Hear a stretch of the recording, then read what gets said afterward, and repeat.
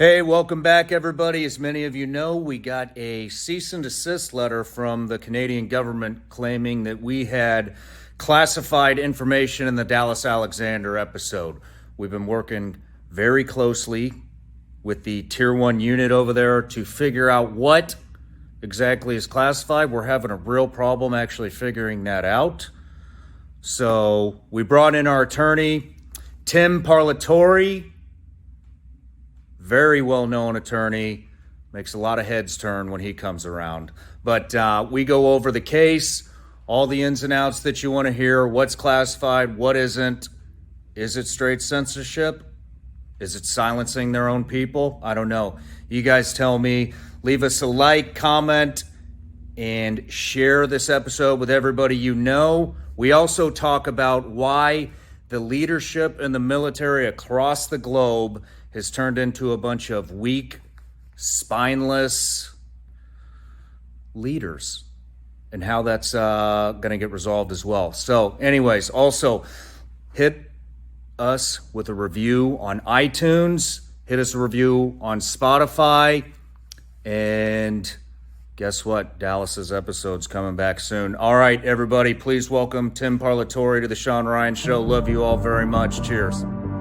With the censorship from Canada that we've been dealing with, we released an episode with Dallas Alexander, the Canadian JTF-2 sniper. Funny thing is, Dallas got fired for not taking the COVID vaccine. There's been some concern brought up about the Shawn Ryan Show podcast. You know, the video it shows these guys out on an operation. It shows them with equipment that, you've seen 100 times on the internet before. I got hit with a cease and desist from Canada. There's a couple of admirals that I believe are at fault here. Scary times we're in. Very scary. It looks like we're fighting the government. We're fighting certain individuals within the government that are not staying true to their oath and are not doing what is best for the people of this country.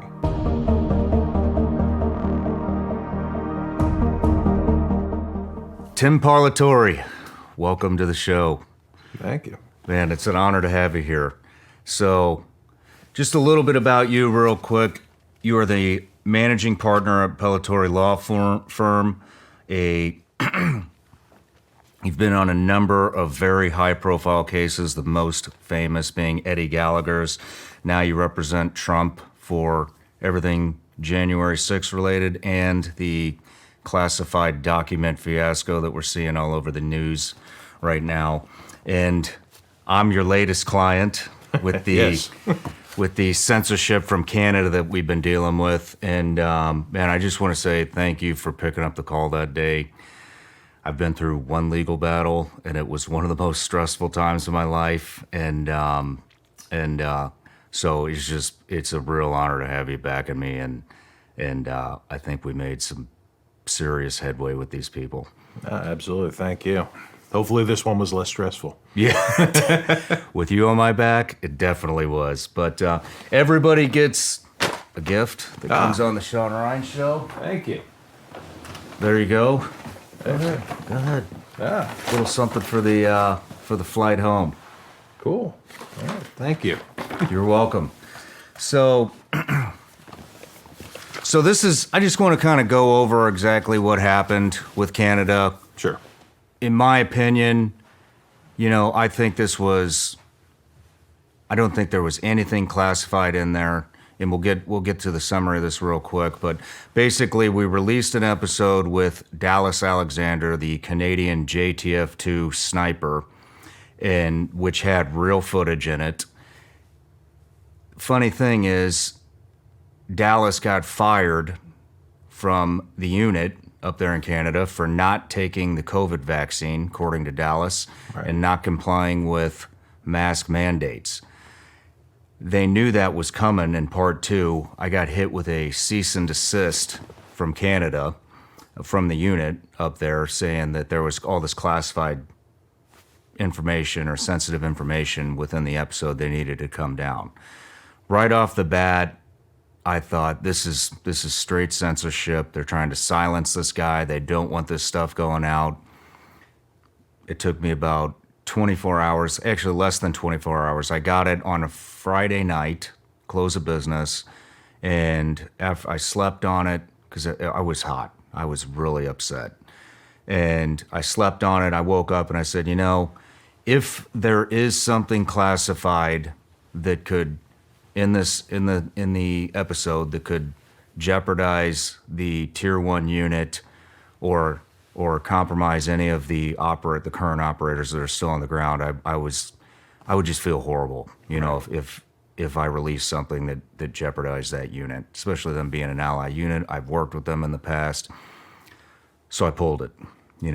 I wanted to err on the side of caution, and then I called the Gallaghers. Huge thank you to the Gallaghers.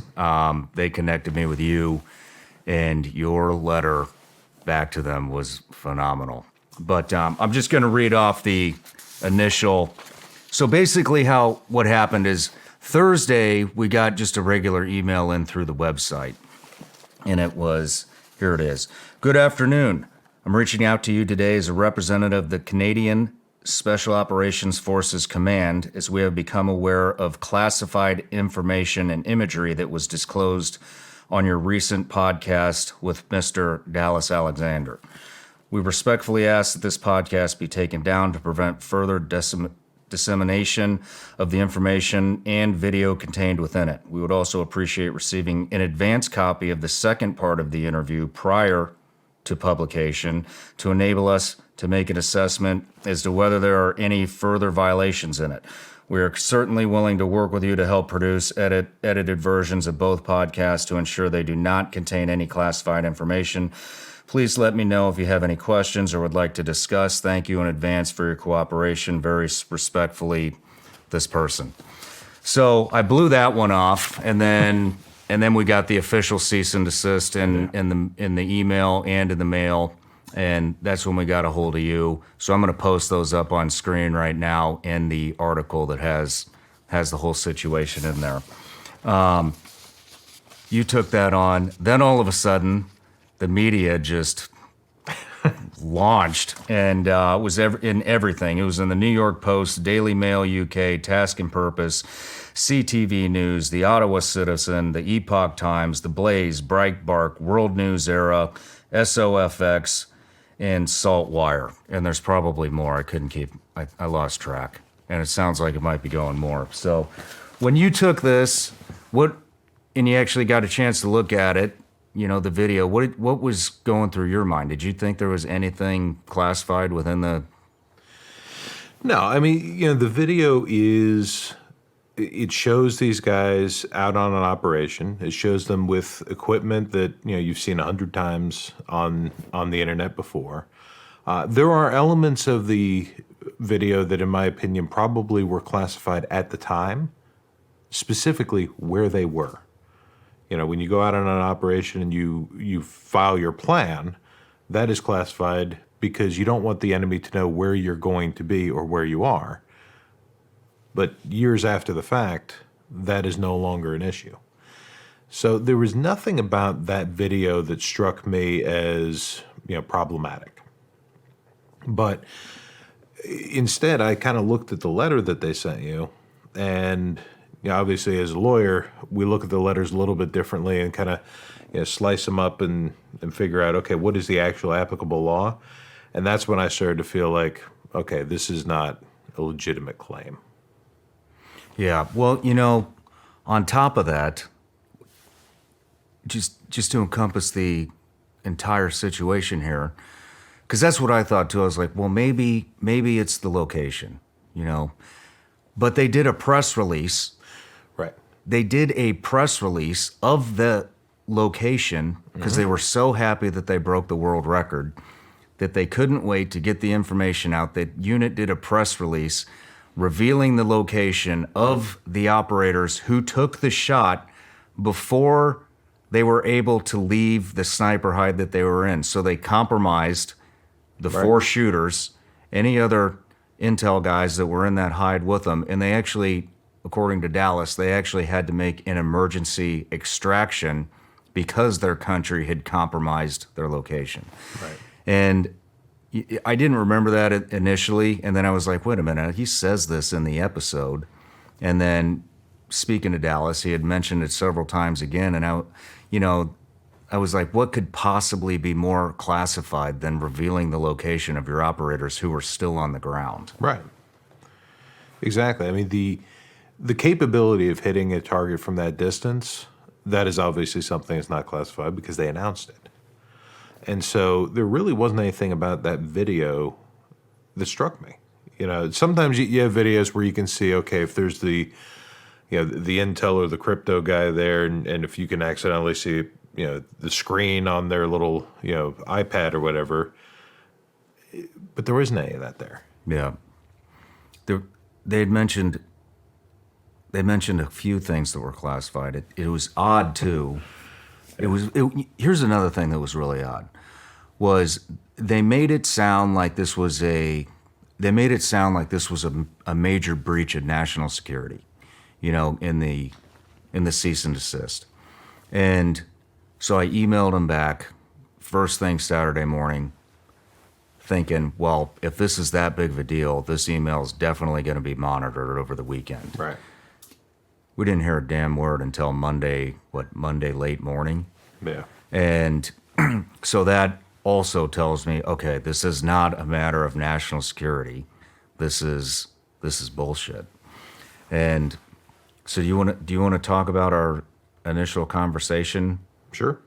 So, when you reached out to me, you explained the situation. And of course, the most important thing for me is let me read the letter. Lawyers, we write these scary letters. Even though they're called cease and desist or demand letters, we often, because lawyers like to speak Latin, we call them in terrorem letters, meaning to terrify somebody. And as a lawyer, I could look at it and say, well, this doesn't quite match up.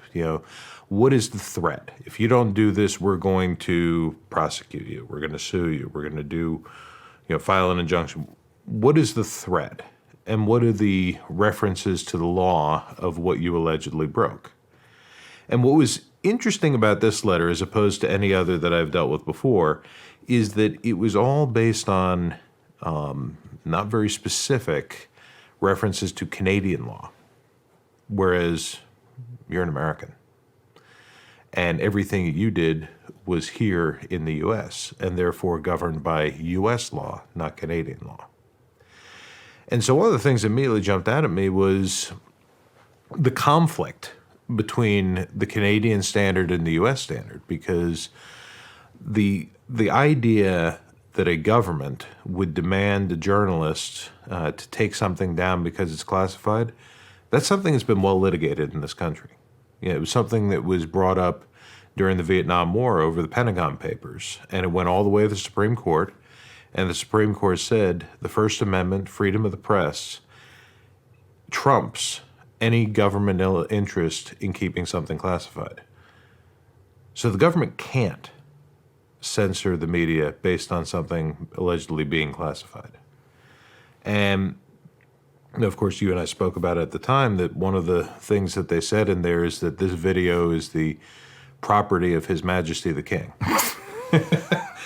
That is the wrong thing to say to an American. That's exactly what you said to me at the time. You said, that's the wrong thing to say to an American. I said, well, actually, Shawn, it's even better than that, because your defense to this is contained within the First Amendment to the Constitution, which is the document that we wrote after we decided we don't want to be subject to His Majesty the King anymore.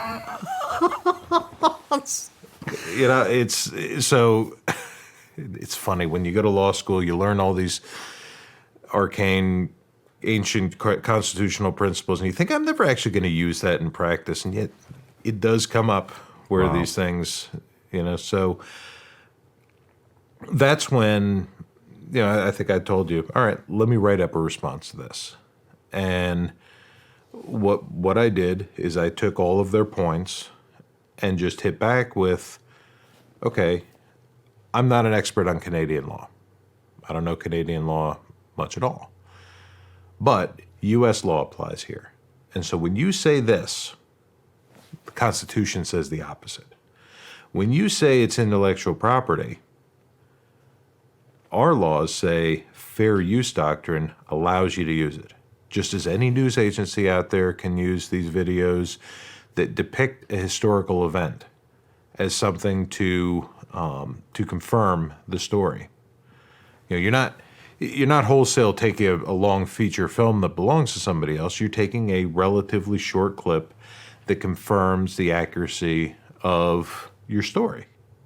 And that's permitted under our Constitution and under the U.S. laws and the copyright law. So really, I wanted to push back on them to say, hey, look, everything you're threatening doesn't scare us. We're not concerned about any of your threats because legally you don't have any. But Shawn is very different from a lot of other journalists because he respects the operators. He respects this, what they're doing, and that's why he took it down, to make sure that nobody's going to get hurt. And that's why we're willing to work with you to make sure that when it goes back up, it doesn't compromise any people or operations. And I wanted to make very clear from the beginning, I don't care what you say is classified, because legally that means nothing to me. I do care about what you think might endanger people or operations, because Shawn doesn't want to endanger any people or operations. You know, the reality is classification, it's somebody's opinion about whether something will harm national security. And it's a big problem in this country and presumably a lot of other countries of overclassification, where just because something is classified doesn't mean that it's actually something that should be kept secret. You had mentioned something last night at dinner that, you know, that really caught me off guard. I mean, it's just weird hearing it come out of somebody's mouth like yourself, who's been in this several different times, but the use of classified information, well, it's not classified, to cover up an embarrassment from some type of leadership. Correct. How often does that happen? It happens a lot.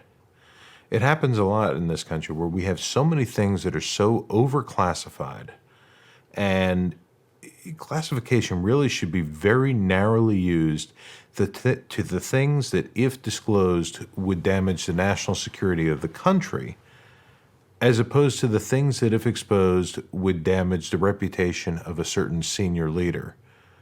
And I'm not speaking of anybody in particular, because this has been misapplied across the board to a whole bunch of people. So, and sometimes it's just that the government wants to be able to control the narrative. You know, they don't want you telling the story of what happened with that sniper team. They want to curate that story. They didn't want Matt to tell the story of what happened when they killed bin Laden. They wanted the government curated Zero Dark 30 version of events. And so oftentimes you have these classifications that are not really designed to protect the country. It's to protect the individuals. And that's not a proper use of classification. Yeah. You think that's definitely what this was? I think that there's an element to that. I mean, when we got on the call and we started talking with these guys, one of the first things, because we went through the list of all the things that they wanted, and there was nothing that they told us was classified that I believed to be actually classified.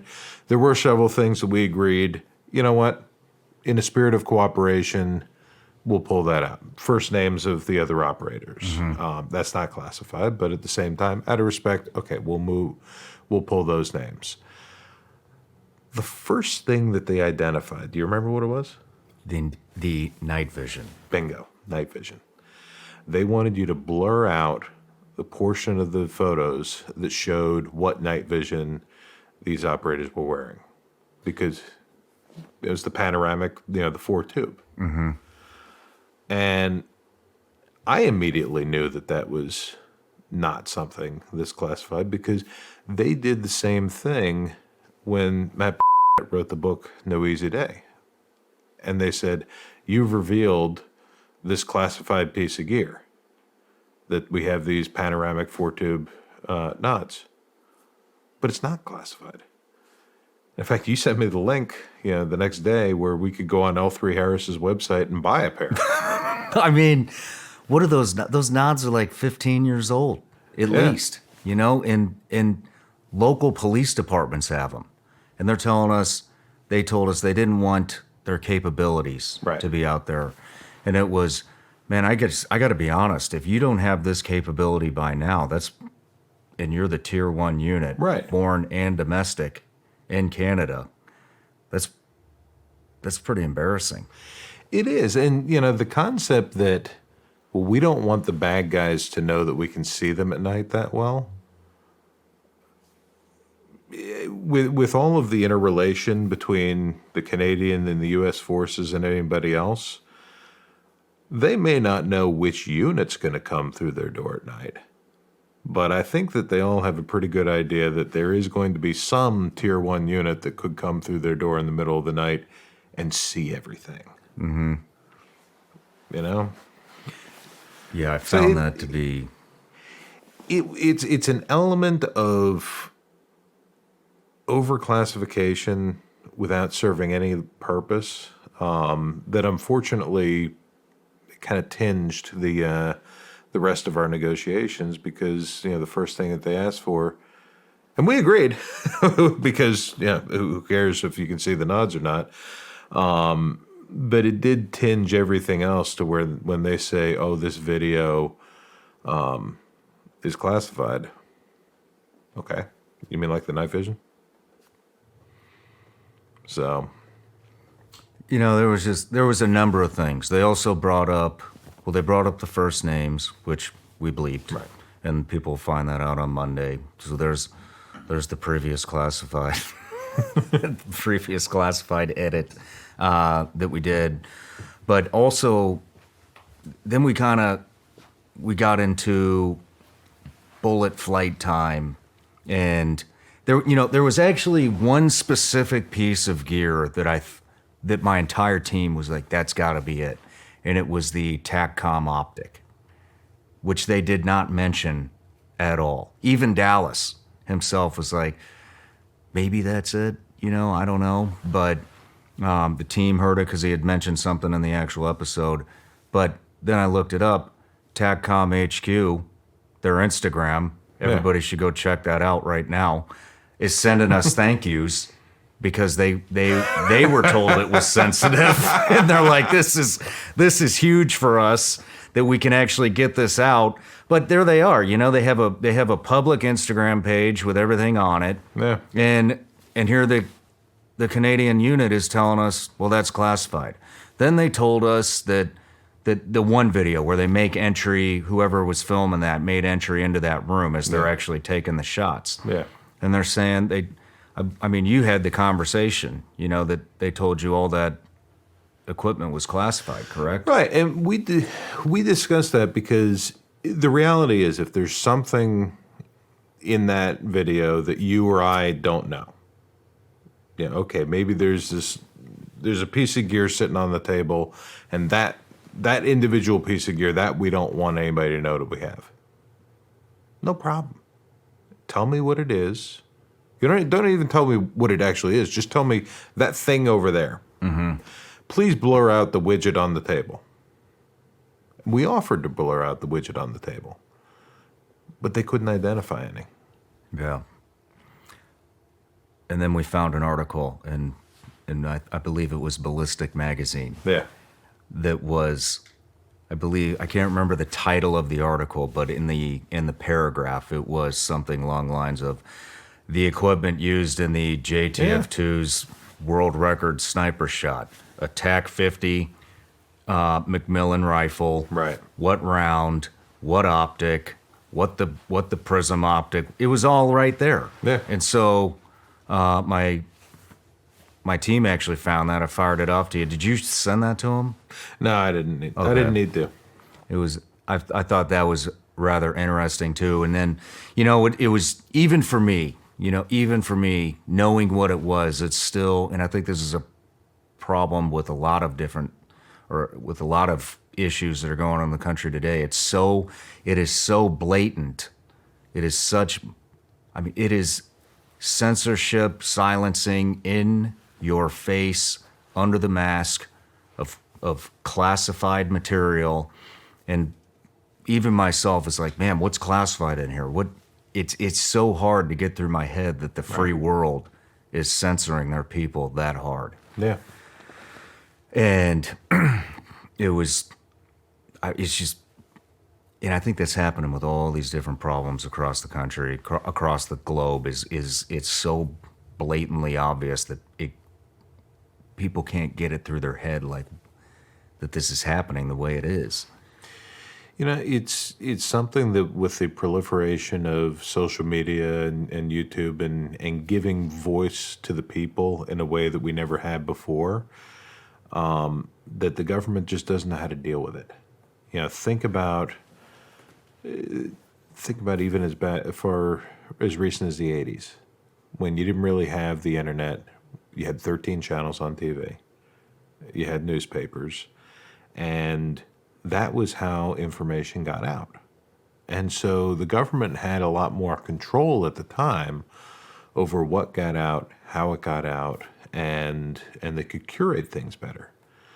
But now, when you have the ability to disseminate information that much faster with the internet, the government doesn't know how to keep up with that. And so much of this it's not about protecting national security secrets. It's about the government wants to have sole control of the narrative. And, you know, even when we discussed with the Canadians, well, hey, you guys did the press release. You know, how is this an issue? You guys did the press release. And, you know, quite frankly, I look at that episode with Dallas and I say, aside from the COVID piece of it, the rest of it is a celebration of how good the Canadians were. It should be a good story for them. Obviously, they don't like the ending that Dallas told, but it should be something that they celebrate.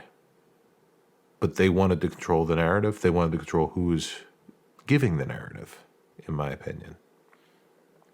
So, and it's the same thing that you see, you know, across the board with all of these types of cases. Yeah, I mentioned, you know, Matt earlier, who is a client of mine, full disclosure. And his book about the bin Laden raid, he did not go through the proper pre-publication review. The publisher asked him not to. The publisher gave him a lawyer who advised him he didn't have to. And all because the publisher wanted to rush it into publication before the re-election. Because the administration had put out, you know, their Zero Dark 30 version of events, and they wanted to have the counter narrative, the true story out there, also before the re-election campaign. They went after him. They destroyed his life because they were angry at him for questioning their narrative, for putting out a counter narrative, for not asking permission first, even though at the end of the day, they put him through a hell of a criminal investigation and there was nothing classified in the book. Had he submitted it for pre-publication review, it would have been the same book that came out. So, and unfortunately, he was given bad advice, which is what gave them, you know, the hook to be able to do that to him. But it all came down to them being angry at him for questioning their narrative. How many other times have you seen this happen? I've seen it a few times. You know, it's something that when you embarrass the government, they will come after you. And sometimes it's in this case of, you know, a criminal investigation, you know, where, you know, let's say that you're nominated for a government position and you withdraw because you find out, oops, you know, there's a problem with paying a nanny off the books, and you've embarrassed them. So then they sick DOJ on you, and they go through everything they can to try and find something to put you in jail because you embarrassed them. Speaking there, of course, of Bernie Carrick. Yeah. Because that's what happened to him.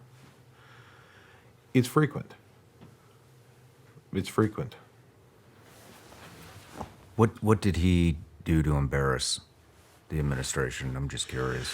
Bernie Kerik was nominated for the Secretary of Homeland Security, and he withdrew from the nomination when it was discovered that he had paid a nanny off the books for his kids and didn't pay the payroll taxes because she wasn't in the country legally. Interesting. Today, that probably wouldn't be a disqualifying thing, Yeah. but at the time it was. Wow. What do you think? I mean, so they literally have zero recourse in getting this video down or coming after me. Correct. So you are protected under the Constitution. The New York Times is actually the ones who fought this all the way to the Supreme Court several years ago to establish this precedent. That's why, for example, when you have Snowden giving all those secrets to Glenn Greenwald, government didn't do anything to Glenn Greenwald because he was within his constitutional rights to publish all of those classified documents. WikiLeaks is within their constitutional rights to publish those classified documents. You, if this was classified, are certainly within your rights to publish this.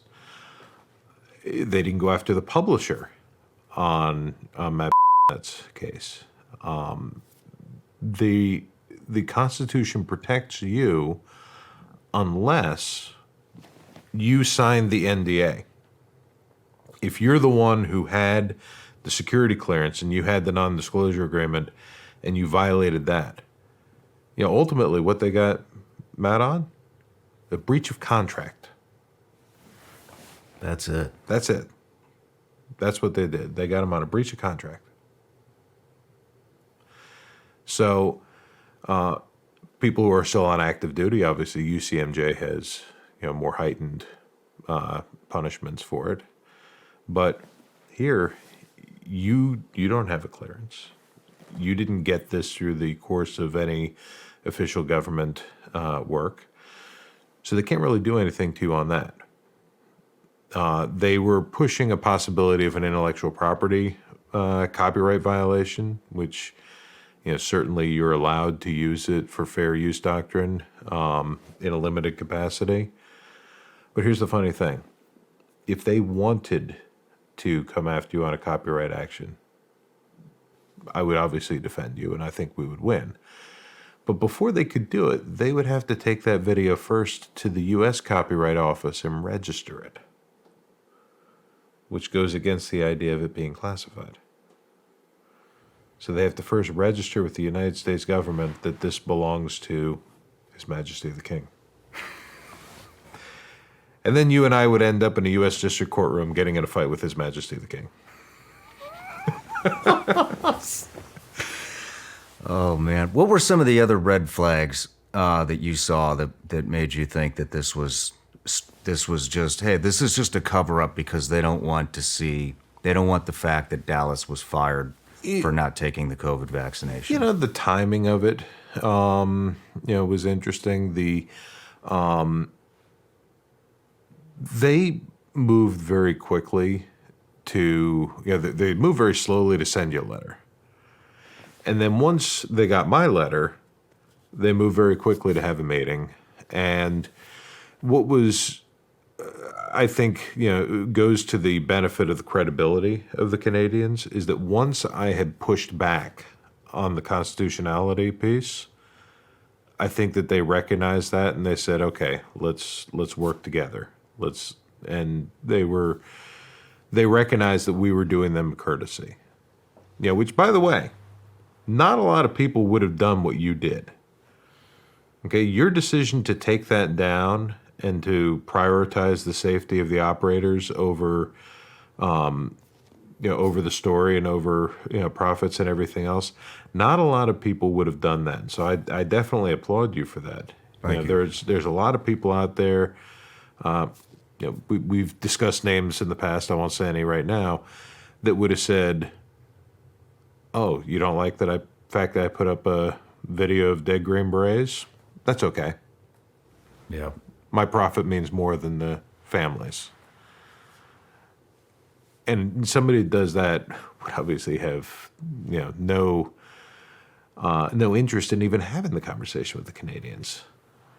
So, that is, something, that speaks to your character, that you wanted to take that down and put their safety first.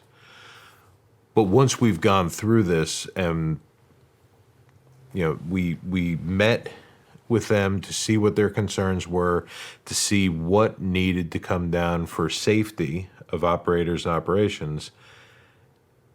And when they couldn't identify it, and just said, well, we'd like you to take it down because we don't think that you should have had it in the first place. Okay, I appreciate that, but we can't really work with that.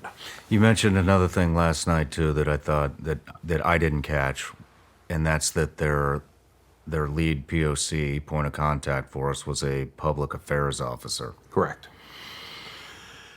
Yeah, there was a judge advocate officer that we spoke to initially, but kind of once we established that there's not a legal issue here, he kind of moved to the side and then said the public affairs officer, took lead on it.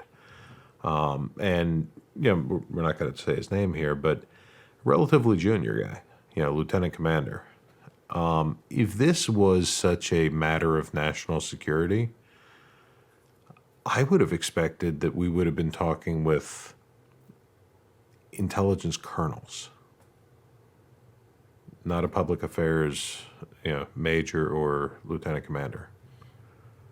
Very interesting. So, which, again, the fact that you have public affairs taking lead on this, and the fact that we're talking about allegedly classified material on an open line with two guys who don't have clearances,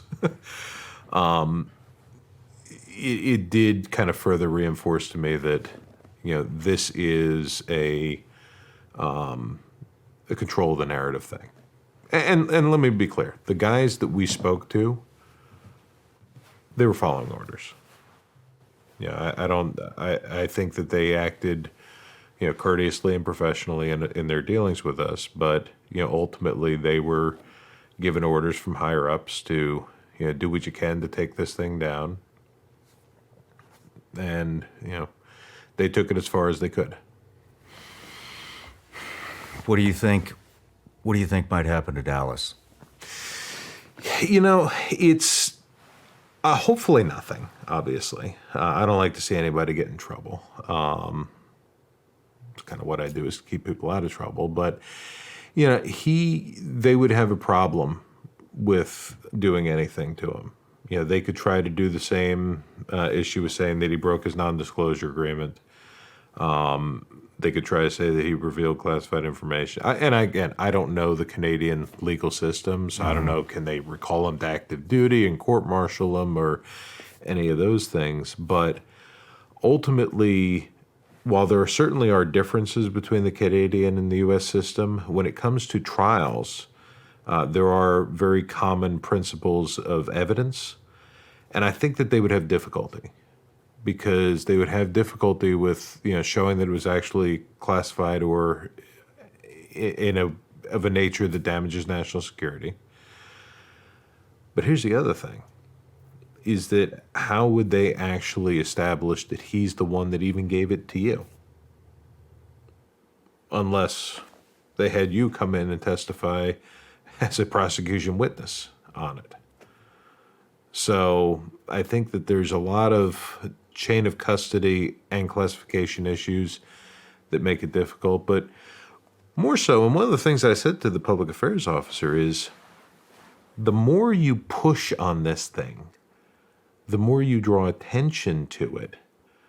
And there's an element here of the more you let it alone, the more you allow the public to sit there and say, wow, the Canadian Special Forces guys, they have some great capabilities.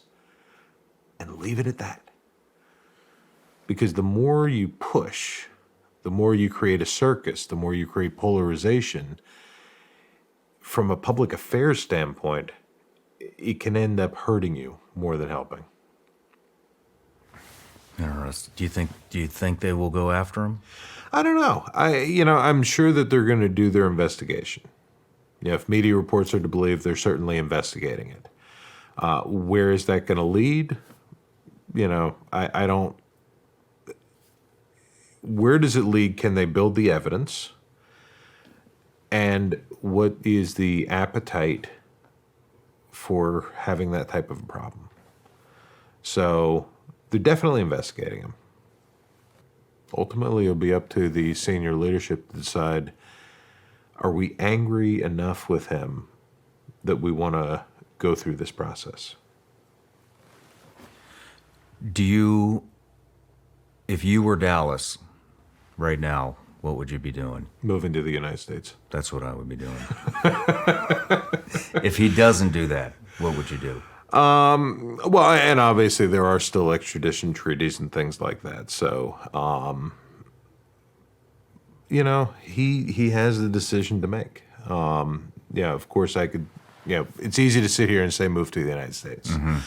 But at the same time, obviously there are immigration issues. Can he get a green card to move here? Is he, will the U.S. allow him to come here for more than just a visit? Will they allow him to become a resident? So I think that Dallas, he's taking a stand for something he believes in. I think that based on your conversations with him and my brief interactions with him, I think he knows what he's doing, and he's made a conscious decision that this is more important to him. The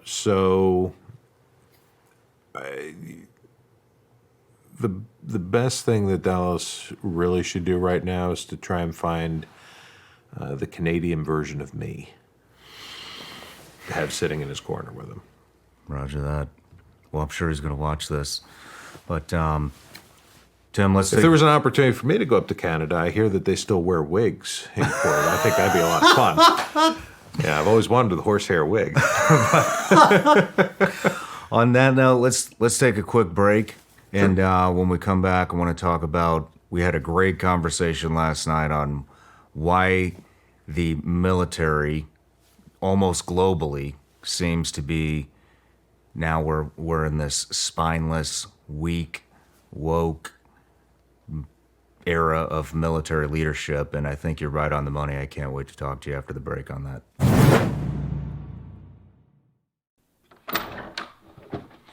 Hey guys, let me tell you about this subscription service that I've been working real hard on called Vigilance Elite Patreon. Basically on Patreon, we have it broken up into 3 different tiers. We got tier 1, tier 2, and tier 3. Let's dive in. Our tier 1 patrons get all the behind the scenes footage of the Shawn Ryan Show. That could include behind the scenes photos, that could be side conversations that we have in between breaks, that could be specific questions that our patrons give us for the guest on the Shawn Ryan Show, and a ton of bonus content that doesn't really fit into any specific category. For our Tier 2 patrons, they get access to our tactical training library, which consists of well over 100 videos. We've broken those videos up into separate categories, and those categories are rifle fundamentals, pistol fundamentals, drills, tactics, driving, gear and weapon setups, and everybody's favorite, mindset. Also on Tier 2, you will get a live update from me on the 1st and the 15th of every month, where we talk about the upcoming guests on the Shawn Ryan Show, plus all the benefits of Tier 1. Our top tier, which is Tier 3, gets full access to all the other tiers, plus they get full access to me, where we do video teleconferencing, VTC, once a month. We discuss anything from tactics to current events to who's coming on the show. I take suggestions, and it's very interactive. No matter what tier you choose, the support is greatly appreciated, and it is the only thing that makes this show drive on. So thank you for all the support. See you on Patreon.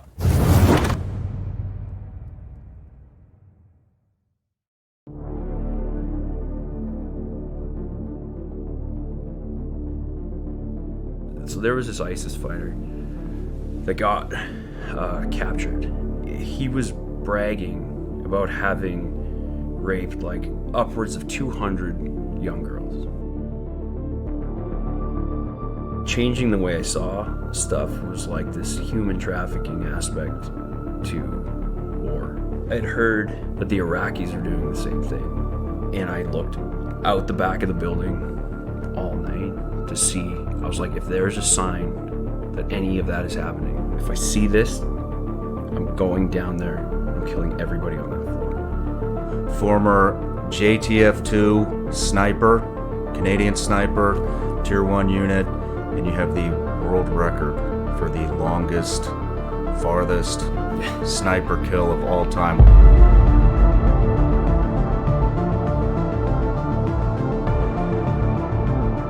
It goes to a special operations unit, wants to put bad people in the dirt. End of story. I remember it being like just so fucking disturbing, but also like next level rocket fuel for what I wanted to do. Every time we fucking killed someone, I was like, that number 200 plus was in my head. I'm like, that's 200 plus less that's going to happen tomorrow, starting today.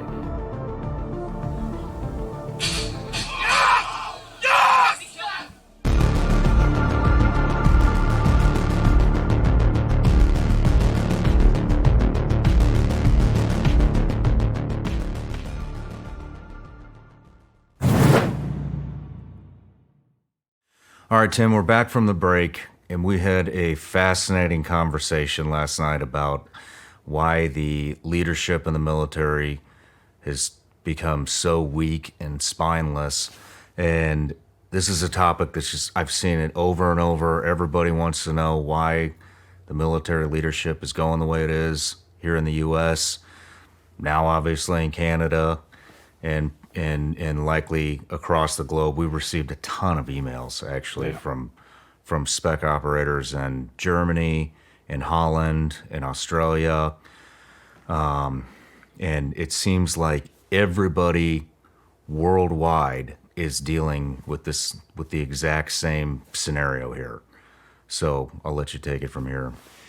Yeah, you brought this up last night at dinner, and remember the first question I asked you was, when you joined, do you remember who your senior leadership was at the time? Yes.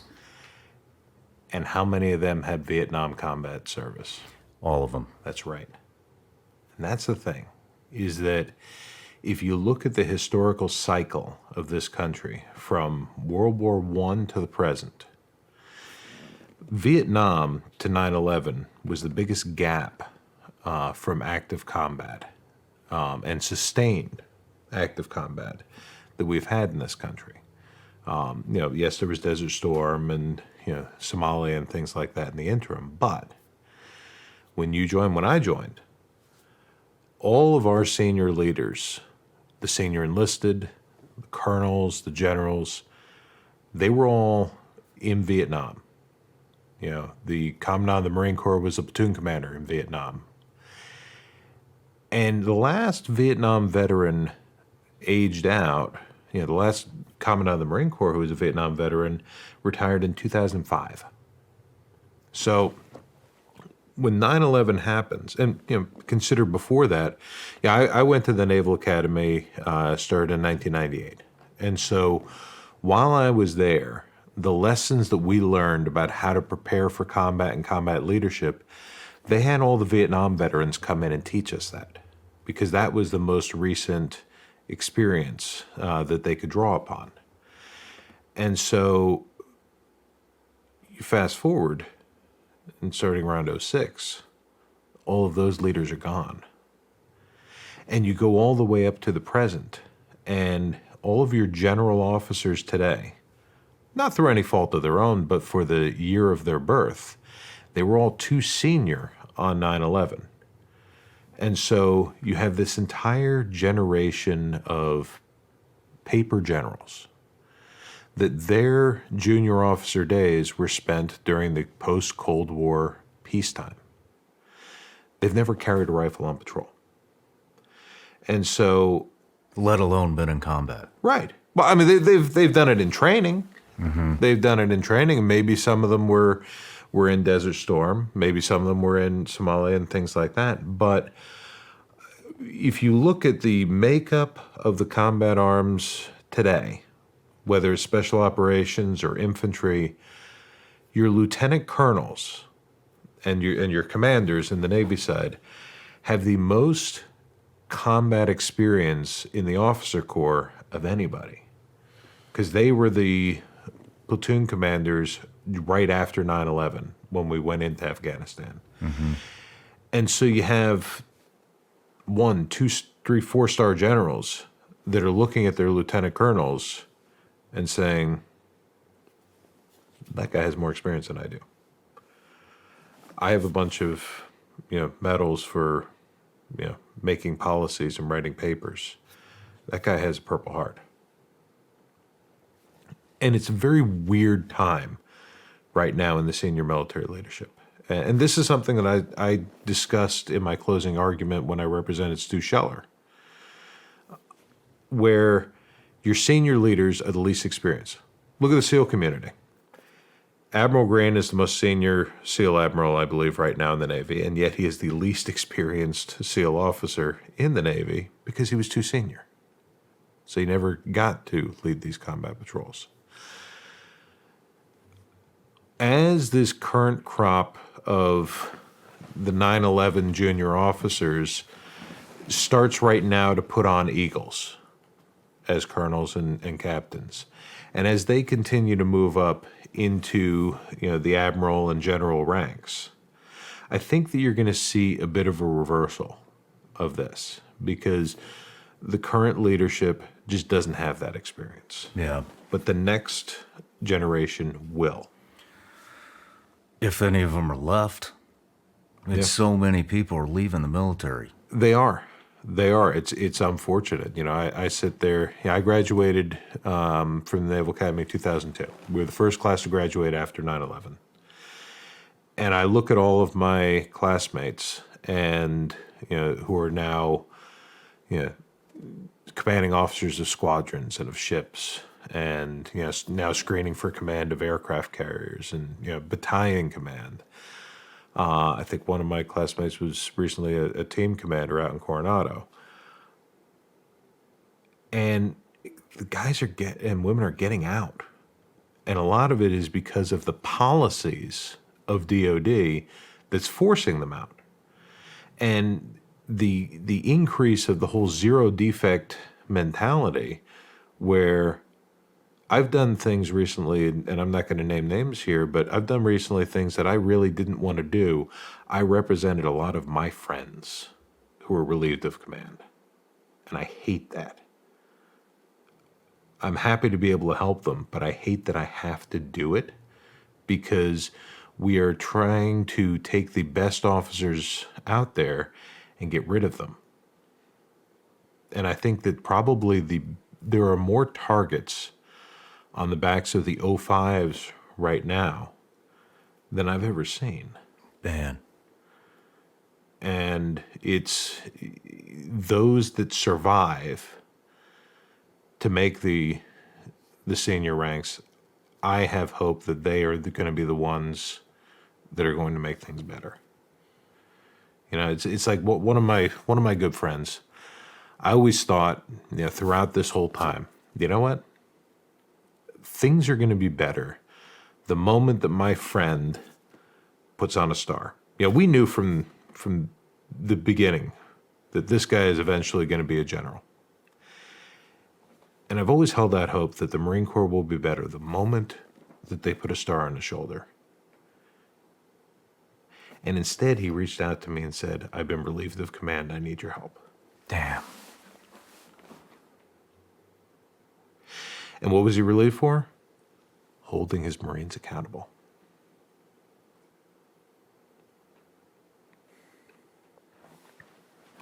He was relieved for doing what we want our leaders to do. But in every one of these cases that I'm dealing with, you have a situation, and the pattern keeps repeating itself, where they try to hold the junior officers accountable to the same standards that we were held to as junior officers. And instead, rather than admit that you can't meet that standard or raise your performance up to meet that standard, they choose to file an IG complaint. And then that creates this whole investigation and vendetta where then the senior leaders come down and they say, you know what? It's easier to get rid of this guy than to do the harder right. And I will say that I'm in a weird situation with my job where everything I see in DOD is unfortunately the worst of what's going on. Because nobody invites me to the successes. Mm-hmm. I only get invited to the party when things are going badly. And I will caveat this to say that I have seen that the aviation community does a lot better at this than the other communities. It's not perfect, but I've definitely been a lot more impressed with the senior leadership in the aviation side of things than the others. And part of that may be because that's the one community where you have flag and general officers who did fly combat missions. Interesting. Because unlike the SEAL teams, where once you get above platoon command, you're out of the field, squadron commanders are still flying combat missions. So there may be an element of that in it too, but it's bad. And the morale is bad. And so many people that I sit there and say, this should be who we want to be the next general or the next admiral. They hit 20 and they drop their papers. And so many of them command. When I was a junior officer, my captain was the greatest. And it was like, this man was born to command a warship. Mm-hmm. And when he had his chain of command, we were all so sad to see him leave, and he was sad to see to leave. Today's commanders are even told a successful command tour is defined by surviving all of the IG complaints. And I've had so many of my friends that have gotten to the end of their command tour, done the change of command, and rather than being disappointed at no longer being there with their command, they're relieved. Damn. They're relieved that they survived. Command of a warship or a battalion or a squadron should be the pinnacle of somebody's life. And now it's something to be survived. That is pathetic. That is pathetic. Do you... Ever since I saw this defund the police movement come about, what was that, about 2019-ish?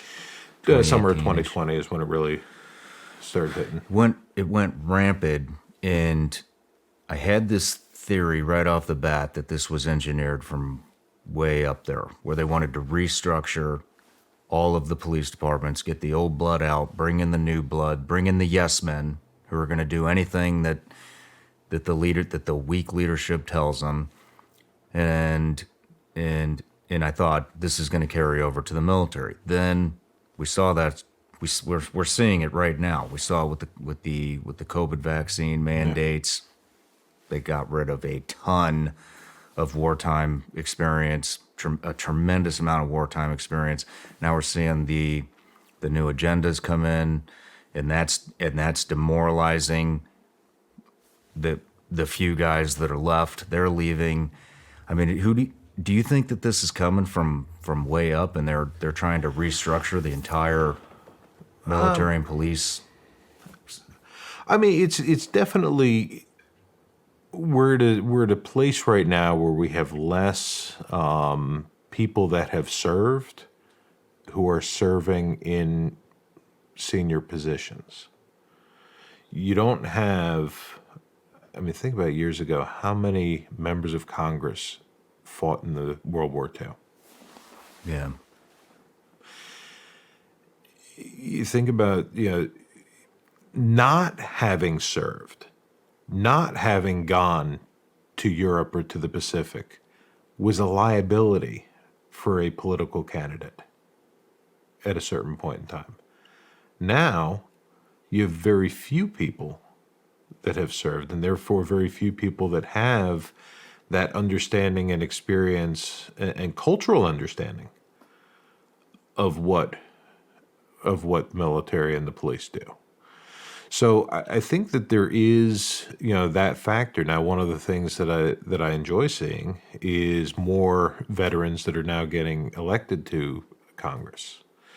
I think the more of that on both sides of the aisle is a good thing, because the more people that you have that understand that and understand the principle of, for the good of the country, we come together and work together, even if we have differences of opinion, I think that's going to help to turn the tide. Is it all a conspiracy from the top to cut all these things down? I think that there may be an element of influence operations here from our enemies. Certainly, who benefits the most from the weakening of the U.S. military? The Chinese, Correct. Russia. Correct.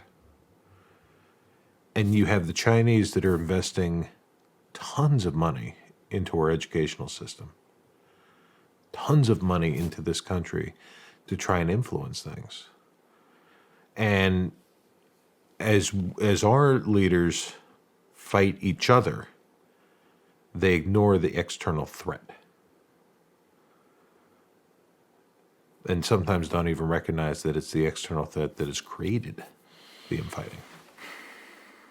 I believe that too, Tim. I am 100% in line with that. And I've been thinking that's what's going on for a long time. And I mean, to be honest with you, I don't think China could do a better job than they're already doing at dividing and demoralizing Right. America and its citizens and our allies too. Look at Right. Canada. I mean, look at, and I don't want to get into a whole discussion about election fraud and things like that, but if you look at 2016 and 2020, the greatest things that our enemies could have done was not to create fraud in the election to influence its outcome. It's to create the appearance of fraud. Because if there's an appearance of fraud in the election, the two sides fight each other. So, and it's a well-known principle. I mean, read Sun Tzu. This is something that the Chinese have followed for hundreds of years. That if you can use influence operations to get the enemy to fight with each other, have the enemy defeat itself without having to fire a shot. If we could recognize that, then maybe we could focus more on building this country up and focus on that external threat. Scary times we're in. Very scary. How long do you think it will be before our military starts changing, if any of these guys are left in the system to take leadership? Because there is this, there is the old saying, hard men create good times, good times create weak men, Right. Weak men create hard times, and the cycle goes on. Right.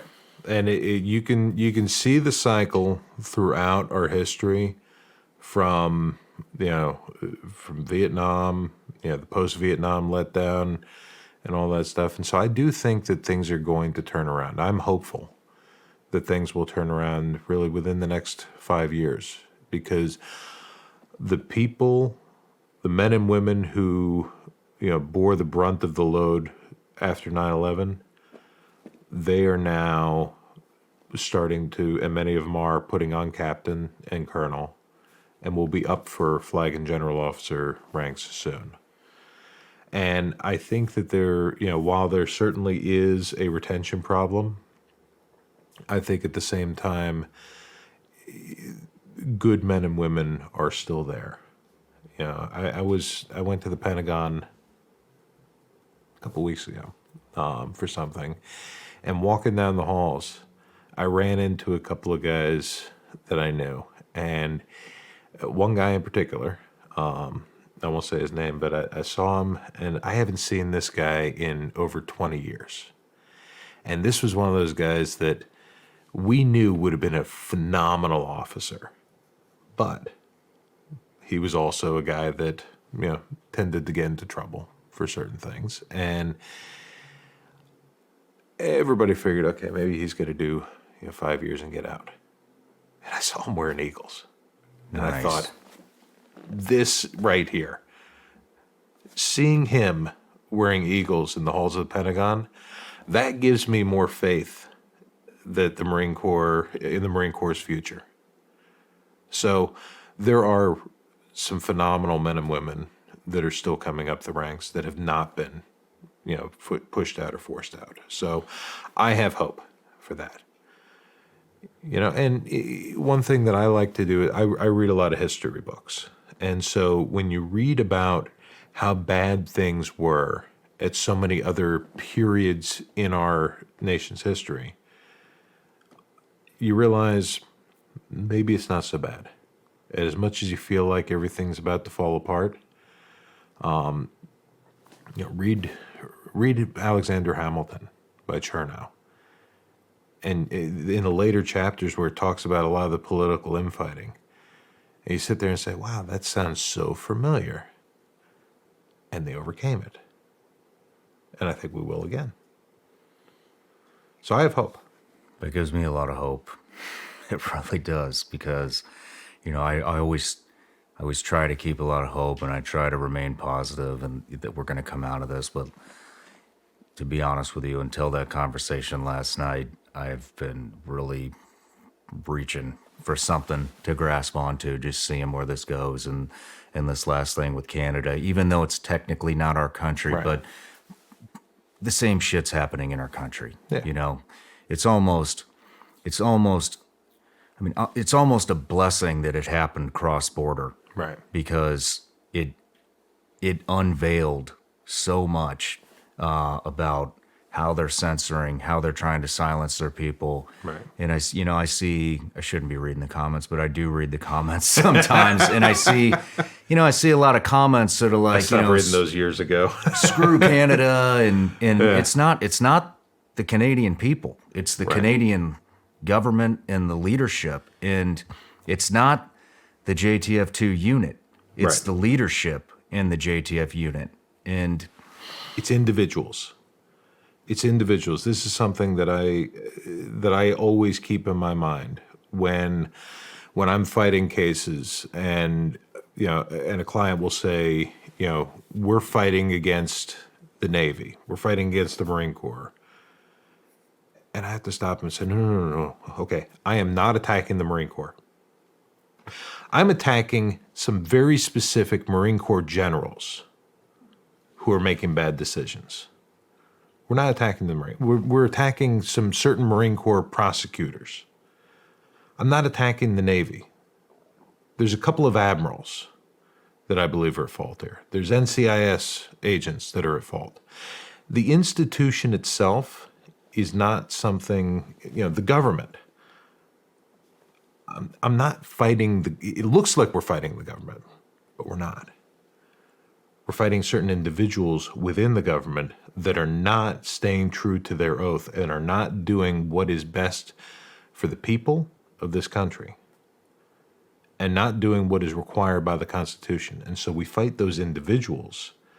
And so as much as it looks like I'm out there fighting with the Navy and the Marine Corps and DOJ and everything else, in a lot of ways, I feel like I'm fighting for it. When I stood up there, with Eddie Gallagher, Yes, I was fighting the Navy on behalf of one SEAL. But the reality is, at least the way I looked at it, I was fighting the corruption of certain individuals on behalf of all of Eddie's teammates. It's a very logical perspective.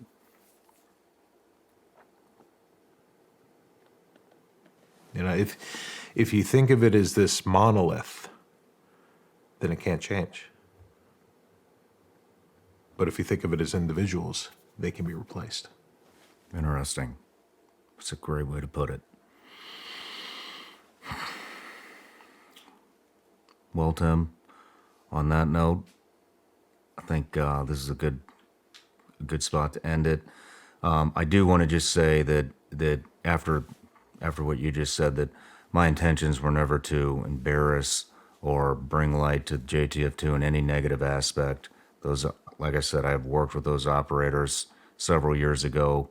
Some of them are still over there, and it is a phenomenal group to work with. Yeah. The only and thank you for the compliment earlier.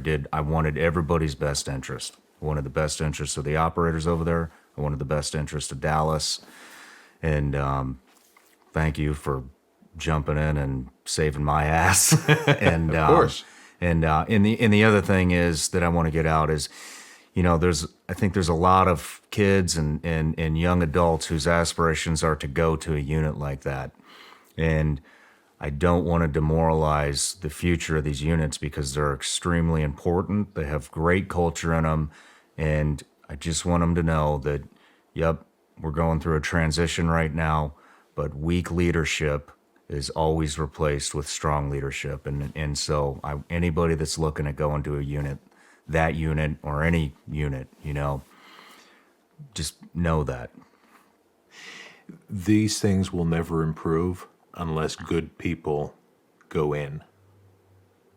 And I remember right after the acquittal for Eddie, the first interview that he did, and I sat with him, and I remember he was asked, you know, does this change, you know, do you regret joining the Navy or becoming a SEAL? And I remember his answer, it really struck me, where he said he didn't regret it for a second. And yeah, a day earlier, they were trying to put him in jail for life.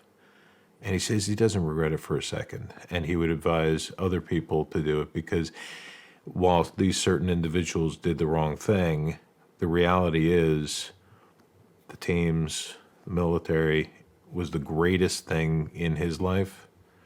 And he would absolutely recommend it to other people. You know, if my child grows up and decides to join the Navy, it'll be the proudest day of my life too, you know? And it's what we need is more good people to go in and do the right thing. 100%. And good people standing up to this tyranny, you know, this BS from these governments. But man, what a, you know, I'm extremely proud of what we did. Yeah. We have uncovered what it's like. We've uncovered real censorship. We hear about it all the time, and this is it. This is exactly what they're doing. They're masking it with classified documents, and you know, I think we won by unveiling that, and I think it was a big win for freedom of speech. Yeah. And like I said, thank you for being there, and of course. thank you for taking the case. I really appreciate it. And man, what an honor to know you. Well, what an honor to be trusted by you. You know, that's one of the greatest things for me is when people call me to ask me to do these things, that they are entrusting me to look out for their best interests and to protect them. You know, that means a lot to me. So I thank you for that. My pleasure. Seriously. So, all right, Tim. Best of luck to you. All your contact information, links, everything will be in the description. So if anybody's in some trouble, it needs the best of the best, there it is. But, all right. Thank you. Thank you. Cheers.